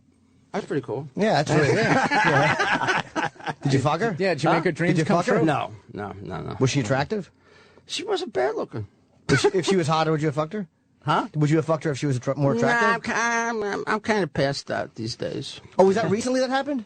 That was in Kiss Reunion tour, probably around 2000. How long did it take you to get that out of your system, where somebody held up panties and said, "Fuck me, Ace," that you didn't give in to that temptation? How many decades? A lot of the insanity with women kind of went along with the drinking and the drugging, and you know, once I got away from that, I got away from the groupie thing, the insane behavior. But yeah, I also vividly remember, in the 70s, we used to get shots of penicillin like once a month because the worst thing you could get was like syphilis or something or gonorrhea, But I mean, I remember when the AIDS scare came in, and we all kind of were a lot more cautious, except for Gene. Oh, yeah? He just kept fucking? Oh, well, Gene, anything, Gene has 2 prerequisites for a woman, alive and breathing. It's just like... So, What was the crab story? Because you guys all got crabs? Because I've had them 3 times. I got them twice from the same girl, and then once I think a girlfriend cheated and gave them to me. They're fucking horrible. Well, in the old days, Sean Delaney used to pack our leather jumpsuits in one trunk, throw it in the truck, and move on to the next show. Oh God! Gene was infested with them, and the little buggers jumped from one costume to the other. Next thing you know, all 4 of us are scratching. And everybody goes, Gene, But we kind of laughed it off in those days. You ever have them on stage? Did you guys have the shaved pube show after that? I'm trying to remember the name of that stuff we had to apply. Rid was what I used. Yeah. R-I-D, yeah. Oh, God, it was that little comb? Yeah, it was terrible. I have straight pubes, like a Chinese person's hair. I have awful pubes. So I finally shaved them completely now, but it was fucking terrible. It's a violating feeling when I had an itch and then you look down and you pull this black thing out and you see leg. It's fucking terrible. It's creepy. Yeah. And then you gotta boil all your sheets and it's crazy. How many times did you have them? Would you have more than once? I may have had them twice in my life, but Gene was pretty much infested for several years during that period. On and off. He had an infestation. He should have been condemned by the Board of Health. They should have put a sign on a quarantine on his door. Are you happy he's married? Am I happy? Yeah. When I had lunch with him, I was saying, Gene's going, hey, I'm going to tie the knot. I said, it's about time, Gene. And, Shannon's a great lady. And, she stayed with him all these years and gave him 2 beautiful children, I think he did the right thing. When you left, it was, you just really wanted out. I was surprised to read that. I thought for some reason, I thought they asked you to leave. I didn't realize that Peter had already left and you they almost begged you to stay in the band and you just didn't want to anymore. They both asked me to stay, But, between all the drugs I was doing, I was living in isolation in this big mansion in Connecticut with a recording studio. In my mind, if I didn't get away from the band, I was going to die. And, it was a tape that kept playing over and over in my head. I'm sitting in my lawyer's office, and I'm going, I got to leave the band. I'm going to die. I'm going to kill myself. And he's going, yeah, but it's $15 million, Ace, buys a lot of therapy. I said, therapy doesn't work when you're 6 feet under. I don't want a dirt nap. And so you guys had made a lot of money, but then you had this other contract where it was going to be $15 million apiece, and you knowingly just said, I can't do it. It's a $15 million record contract for the 4 of us, and I ended up walking out, and it was actually cut in half because of me. I don't think they ever forgave me for that. Gene they lost $7.5 million. Oh, I bet Gene wasn't in the 70s. You know how much money that is? Fuck yeah, that's a lot of money. Sorry, guys. Why did Peter leave? Peter was fired. What was Peter? ultimately? Peter ran into the same problems I did eventually. With abuse, and he had a car accident, and it affected his playing. And, were you there when he got fired? Did you guys all sit down, or was it a?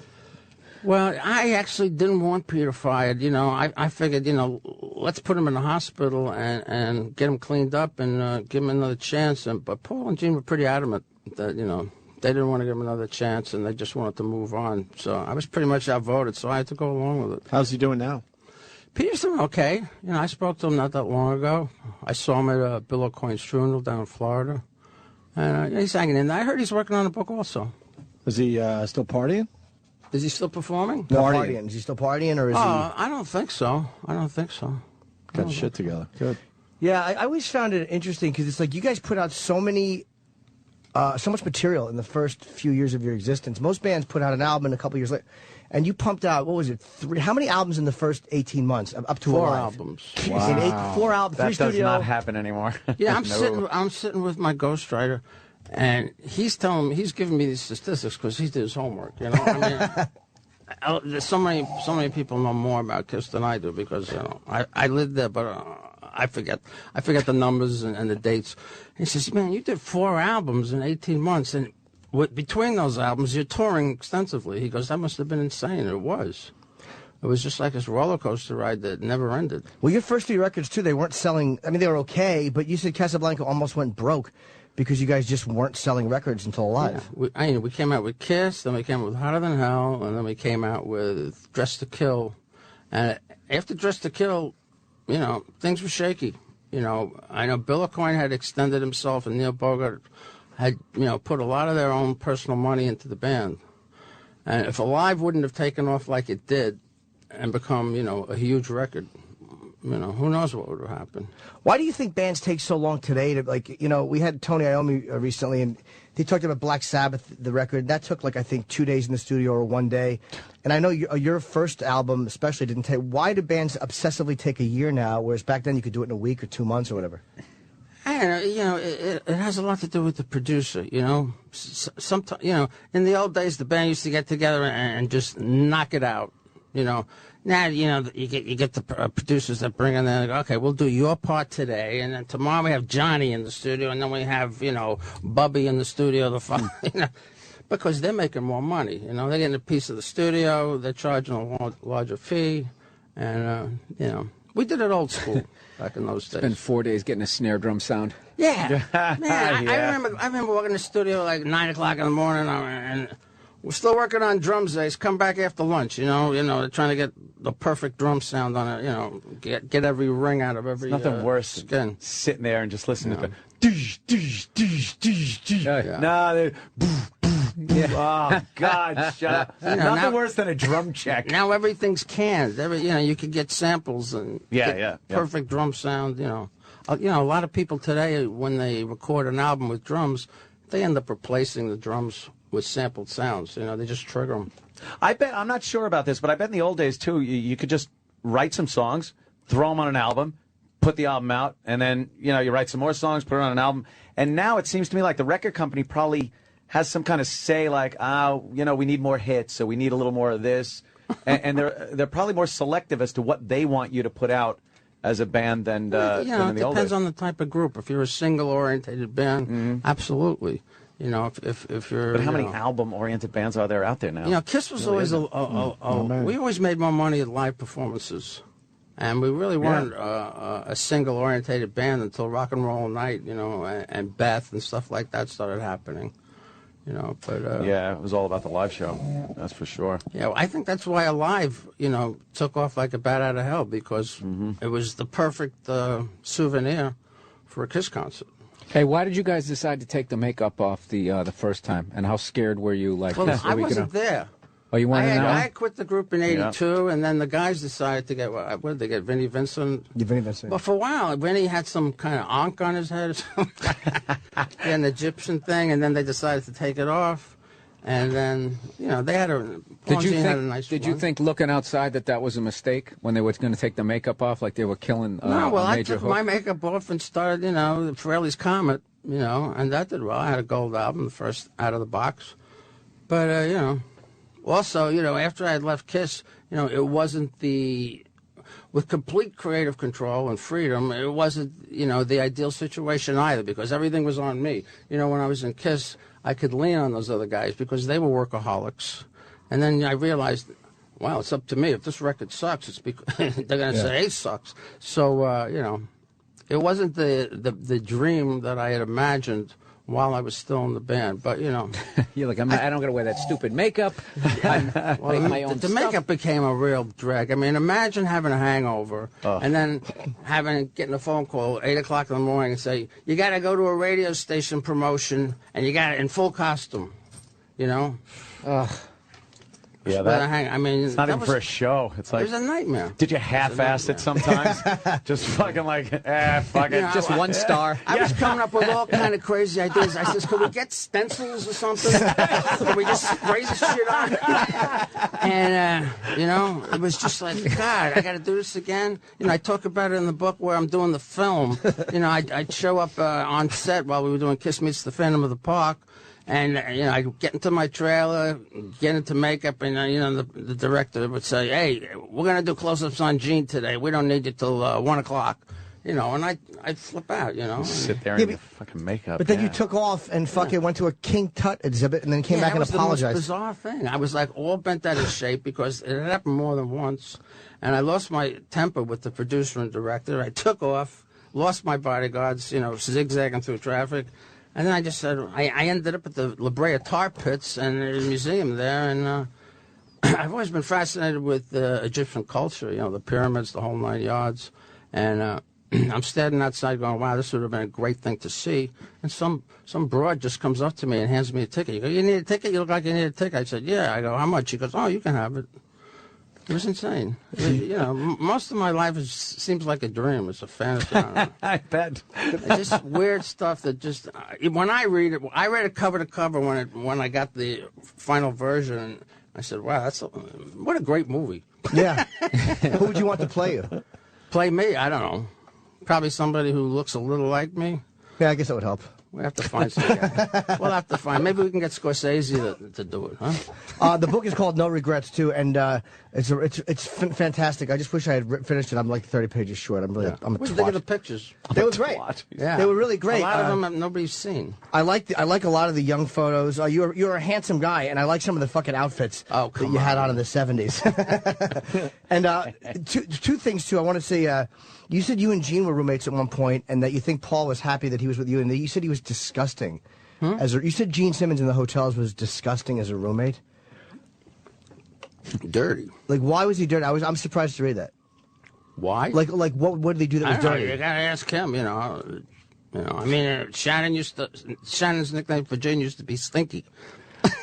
Would he really spit on the floor though? You said he was just hawking loogies on the floor. Yeah. Well, you know Spit why? on his own floor. You know why? Because whenever he breathed fire, he'd be drinking kerosene, and a lot of times he would swallow some of it. So he's constantly trying to. After a show, he's coughing it up. You know. Spitting down on the crabs. You're in a Holiday Inn, you know. I'm jumping over crabs and into that to burn the blobs crabs. of this and that, and you know, it was all in good fun. Where's Yeah, when he burned his pubes off, is that what he did? He would just spit the fire on the. Gene's hair went on fire a couple of times. Did you laugh or were you worried? No, I was worried. Okay. I was, you know. Did you laugh afterwards, though? Well, you know, after we knew it was okay, we thought it was hysterical. Of course. You know, Sean Delaney attacks him with a towel, you know, and ends up rubbing off half his makeup. Who was Sean Delaney? Sean Delaney was our tour manager in the early days. And he was responsible for a lot of the choreography in the beginning. You know, he worked with us, you know, with our moves, you know. The classic Kiss moves that you see, a lot of them were Sean Delaney's ideas. Okay, you wouldn't have thought to do that. He said, why don't you guys walk up at the end of the song and all do this or do that? What's the Sean was very instrumental with that. What's the best band that ever opened up for you? Were you actually standing, even at the height of yours, going, "Oh my God"? The best band, I don't know. You know, we've had some. We've had Rush open for us. We've had back in the day they were like unknown. Bob Seger. Well, they were known, but you know, it seemed like every group who opened for a Kiss tour, after that tour, they ended up headlining because they had gotten so much, exposure. Because all we were playing was arenas. Yeah, I remember after the tour, Bob Seger gave me, a gold record, and a thank you. Oh, for giving him the shot. You open up, look how many people you're exposed to. In those days, it was, it wasn't MTV, it wasn't the internet. So, playing before a live audience was one of the best ways to get known. Do you have information on your signings, too? Because I want to plug the signings before we wrap, because... on my signings? Yeah, do you have any... Where's my assistant? Do you have info on the signings? Yep. Yeah, 12 this composer. Noon at Barnes & Noble on Thursday. Noon on Thursday, Barnes & Noble, which one? Fifth Avenue. Fifth Avenue, which is, I think, in Union Square. I believe that's the Union Square Barnes & Noble, or no? I'm not sure. That's the one here. Where here? Like on, You're not sure? 48. On 48th Street? 44th, I'm hearing. On 44th? Is there a website that they can go to? Yeah, go to acefrehley.com. acefrehley.com, and it's Frehley. I fucking have not been able to spell your name for 30 years. German. Frehley. I always spell it wrong. A lot of people Everyone pronounce says it Frehley, wrong. but it's Yeah. Frehley. I would have H. said... Frehley freely admits that Frehley is the proper pronunciation. Oh, it is Frehley? Frehley, yeah. That's so odd because no one is going to say Frehley. No one has Everyone ever said says Frehley. Frehley. Listen to the live record. Paul Stanley goes, Ace Frehley, lead guitar. I probably think he's saying it wrong. Like everybody. Oh, did he say it Why right? did he say it like that? Pretty much. Oh, fuck. I didn't know that. Frehley. Ace Frehley. Are you going to change your pronunciation, Jim? No. I'm just happy you say my name. Yeah. You can mispronounce it, you know. It works. Well, the book is great. Go to acefrehley.com. What? See, I just fucking You fast. did I it. just changed. Nice. That sounded good. Yeah. And get information on the signings, because I'm sure the signings will be mobbed. And it's genuinely a great book, man. And I learned a lot about. I thought I knew everything about Kiss because I've been a fan since I was just a boy. Somebody was saying to me the other night, man, you've been in a lot of fights. They said to me, and I go, hey, you know, I'm from the Bronx. You know, I'm a tourist. You know, give me a stage where this bull can rage. If you, how much? How's that go? Give me a stage where this bull here can rage. Although I can fight, I much rather recite. That's entertainment. What are you gonna do? How great is it? It's just doing raging bull lines with Ace. There really is nothing better than that. Yeah. We should just hang out and do them all day. I've that's just never my hung fantasy. out with De Niro. He's one guy I've always wanted to hang out with. Have you met him? Maybe. You know, I met so many people in those Studio 54 years. It's just like, a lot of it's a blur. I'm dancing with Lindsay Wagner. I'm hanging out with John Belushi. You know, the Stones, Alice Cooper. So how many times does that happen to you when somebody just comes up to you like, hey, and you got to be like, hey, I don't remember you. I have no clue. I'm good at that. Yeah. You know, not remembering people's names. I go, how you been, man? Long time no see. What are you up to? You know, I don't know who it is. Yeah. But, you know, So there you go. over the years, you get good at that. All the fans, that's all you got to do. Just walk up to Ace, act like you met him before, actually shoot the shit with him. Hang out and talk to you. Yeah, dude, you invited me to your house. All right, let's go. Oh, yeah, cool. I finally got time in my schedule. All right, man. I said, give me a call. Yeah. Give me a call. Did you really remember my shit cake? Yes, I did. Okay, good. Yeah, I remember being here and That'll make Jimmy very had happy. a video camera going and Yeah. were you licking it or sitting in it or something? You were doing I ate the something. log. You were doing something obscene with it, weren't you? Yeah, there was a little shit log, and I felt obligated to eat it out of respect You for know, the chef. all these years later, now it makes sense. Frehley's Comet. See, Frehley's Comet doesn't make sense. Frehley's Comet sounds like Haley's Comet. Yeah, I guess You got it. Holy Wow. shit. I never noticed it. And you're right. I was thinking I of the always other thought day. Go ahead. even Frehley's Comet I thought was a great name I for did a too. band. Yeah, I know, I did too, but it Frehley's didn't make any Comet works. sense. Yeah. Frehley's Just like Comet, that. Haley's Comet, you know, then at the same time you have Frampton's Camel, you got Richie Blackmore's Rainbow. You know, it was the 80s. Yeah, but we didn't had say comets, rainbows, Blakemore. and camels. But, Ace, is that why you came up with the name? Was it like Haley's Comet, Frehley's Well, Comet? you know, or? I was a spaceman, and I thought it really fit. You know, I was actually, somebody came up, showed me a picture, an actual great photograph of Haley's Comet, and it was the first album cover, if you remember correctly. Frehley's Comet. Wow. I never would. Frehley's Comet to me was fine. I never How would have many connected years? it. And he finally. I just thought it meant it's like Comet. revelation. All the pieces in the puzzle finally Yeah, fit. finally.